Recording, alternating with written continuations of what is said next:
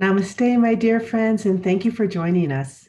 Today's session, we are going to explore the Shad Darshans. Now, the Shad Darshans are known as the six orthodox schools of philosophy in Indian thought. So let's come to a nice quiet place and share the pranava one time.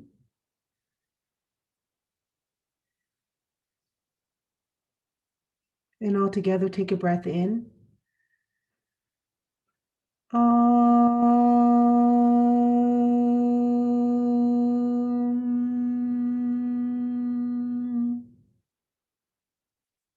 Shanti, shanti, shanti.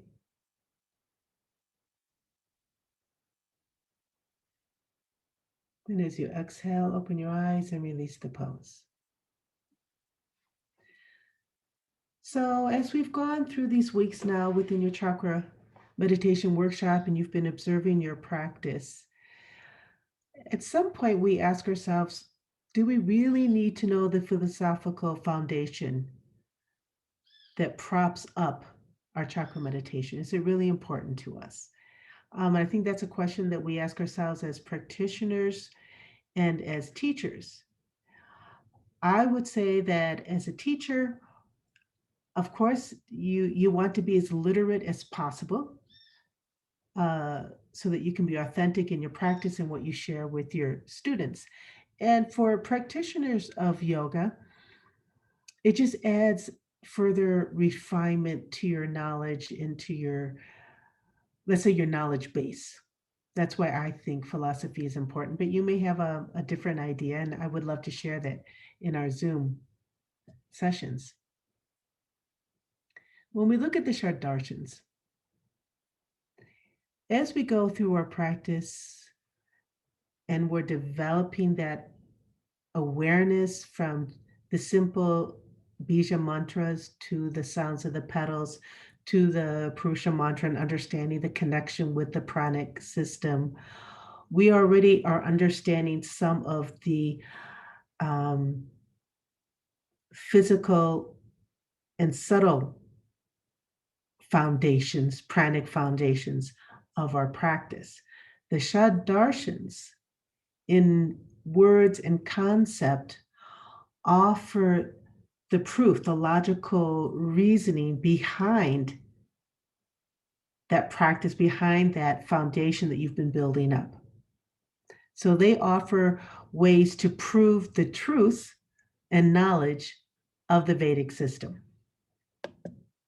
So let's look at some of these schools.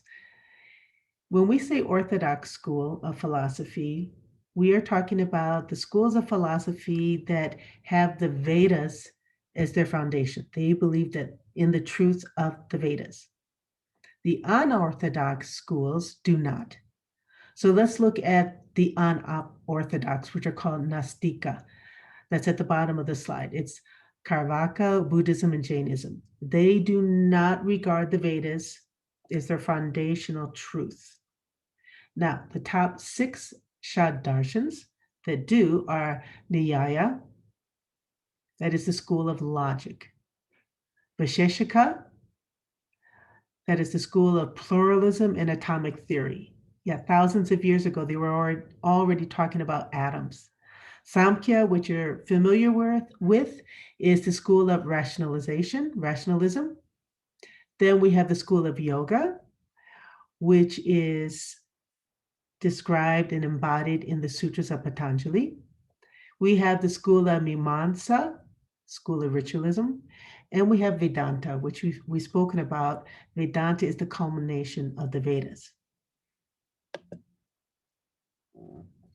So if we are looking at Indian philosophy, the orthodox one, they are exploring what is the true nature of knowledge, reality, and existence.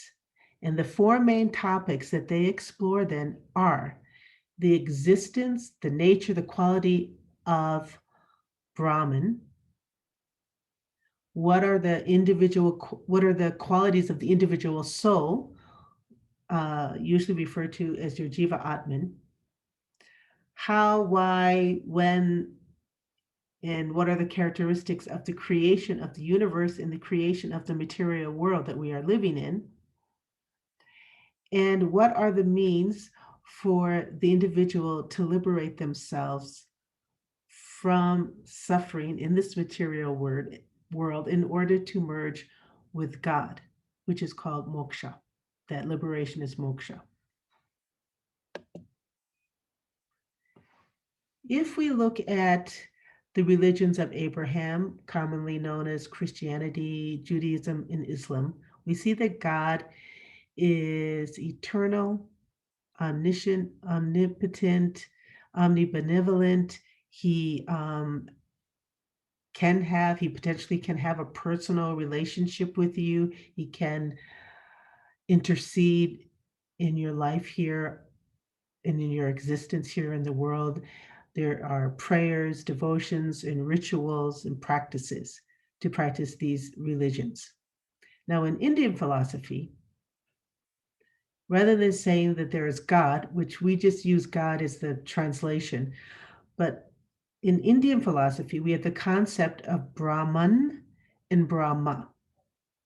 So Brahma is the God of creation, whereas Brahman is the universal consciousness. So it's nice to know that difference because you as you are studying yoga, you're reading Brahma, Brahman. So now you know the difference. One is God of creation, one is the universal consciousness. So this universal consciousness is sometimes called Ishvara. And when we start looking at Ishvara, that means that we are looking at the definitions and the qualities and characteristics of Purusha and Prakriti, or Shiv and Shakti, and Shiva. And from our point of view for this workshop, we're looking at it from a non-dualistic point of view. Because if you look at it from a dualistic point of view, there are some differences. Because remember, non-dualism, that perspective is part of the Vedas, whereas the non-dualistic point of view is part of the Nastika schools of Indian philosophy. So here we see that Brahman, when it is manifested, is known as Ishvara. And we find these references in the Sutras of Patanjali, specifically Pada 23 through 28. In Sutras 24, we have the characteristics of Ishvara: desireless, non-attachment to actions, non-attachment to the fruits of actions. And then as we go on through the sutras, we see that he is all-knowing, he is knowledge, he is not affected by time or space, and he is manifested in the pranava Om. Another way we can look at Brahman, Ishvara, the universal consciousness, is understanding Purusha and Prakriti from the viewpoint of Tantric yoga and the concepts of Shiv and Shiva. So let's look at that.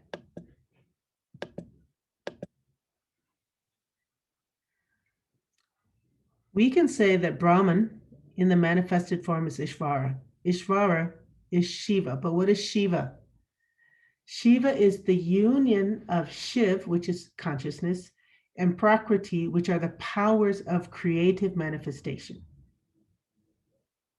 So we can say that in the material world, Shakti, the powers of Shakti, is everything we see all around us and that we can cognitize.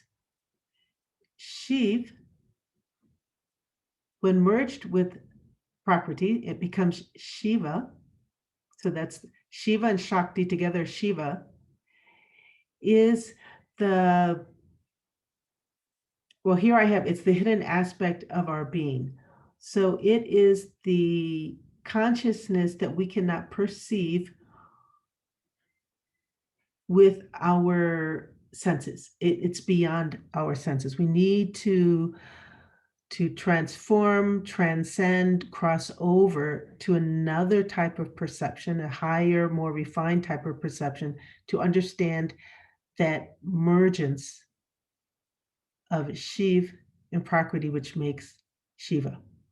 What is obstructing us from that mergence, from that crossing over, that transcendence? Maya, the concept of Maya. Maya is the concept, like Goddess Dhumavati, where we have a veil of ignorance in front of us that doesn't let us see with our senses and with our mind that everything that we see is part of the universal consciousness. That's why we have to cross over or transcend. So Ishvara, when we think of Ishvara as the concept of God, what we're talking about is the transcendence from duality to oneness.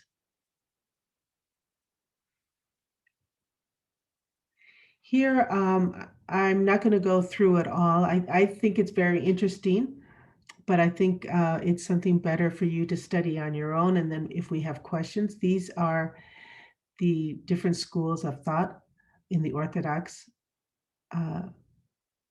philosophies of India. Just let you go through that on your own. But I would like to take a closer look at sutras. Just as we saw in one of the previous videos and documentation, we looked at how the Vedas are organized into 4 different categories, and then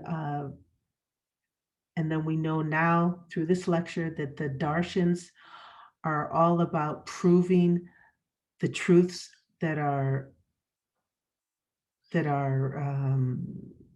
explained in the Vedas. Sutras are a type of logic and written prose that those logical proofs are written in. So there are rules on how you write sutras. And so most of us are familiar with the Sutras of Patanjali. So I'm using that as an example, but there are other sutras, because sutras is the type of literature used to prove the darshans. So what are the rules when you write a sutra? They should consist of the minimum number of letters. And we see that with the Sutras of Patanjali, right? It's very terse, most of the sutras. So the minimum of letters, because why are letters important? He didn't say words here, he said letters, because as we learned in some of the previous lectures, Sanskrit, each letter has a pranic element, has a power of energy behind that letter with different characteristics. The meaning in each letter and word and sutra should be very clear. There should be no ambiguity. Now, ambiguity doesn't mean that there will not be different levels of understanding depending on the level of perception that you're reading it. Okay? That will be there, but the meaning should be very clear. The words used must reflect the essence of the subject. So when we see the word, let's say yoga, yoga is a practice, but it's also the end goal, right? So all that must be reflected within the sutra. And then when we say reflect all the aspects of that same subject, again, yoga is a perfect example. When we say yoga, we can be talking about the practice of yoga. We can be talking about the different observances of yoga when we refer to the 8 limbs of Ashtanga or Raja Yoga, right? And we can be referring to moksha and samadhi. So all those concepts are in the word yoga. So let's look at Sutra 2 in Pada 1. And what we will see is that we are using the template of the Nyaya school of logic and the basic rules of how to write a sutra in this second Sutra of Patanjali. So it reads, Yogas Chitta Vritti Nirodha.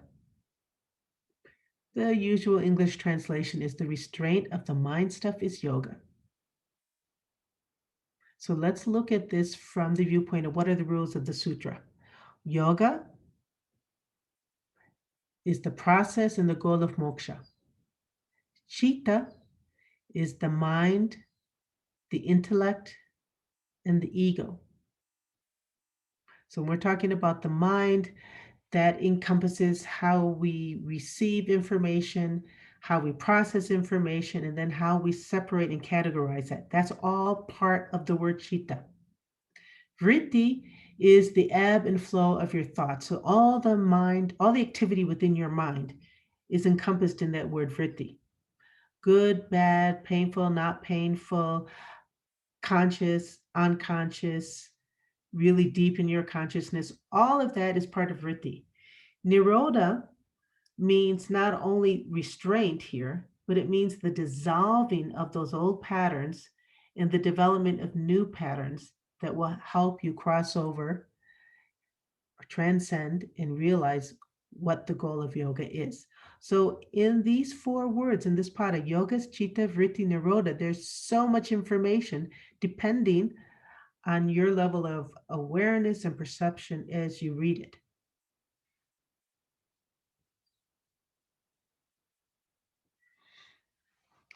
Now we talk about knowledge.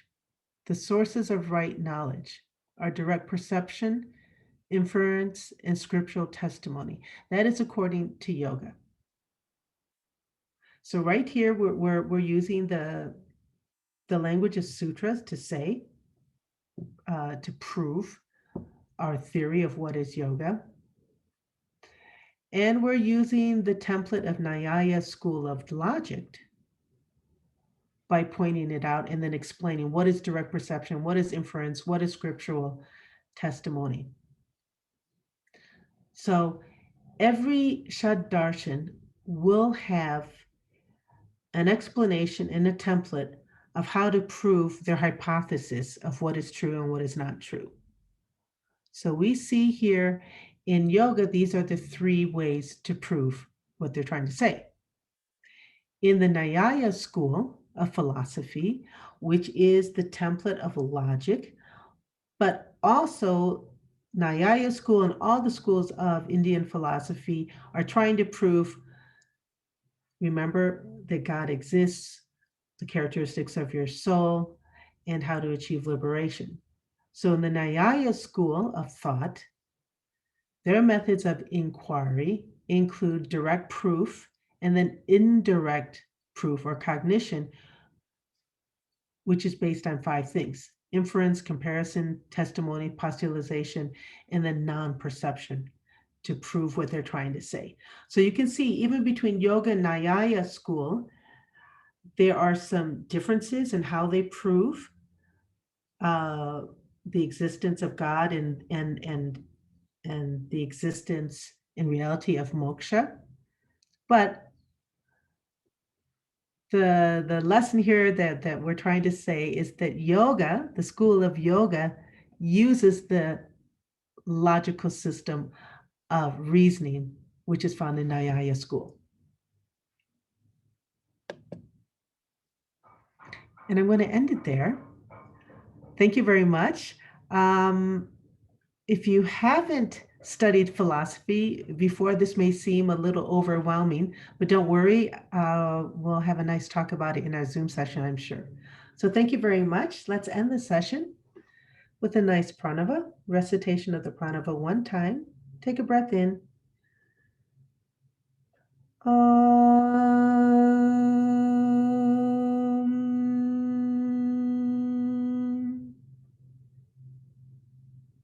Shanti, shanti, shanti. Thank you very much, and I look forward to seeing you again. Have a good day, everybody. Ciao.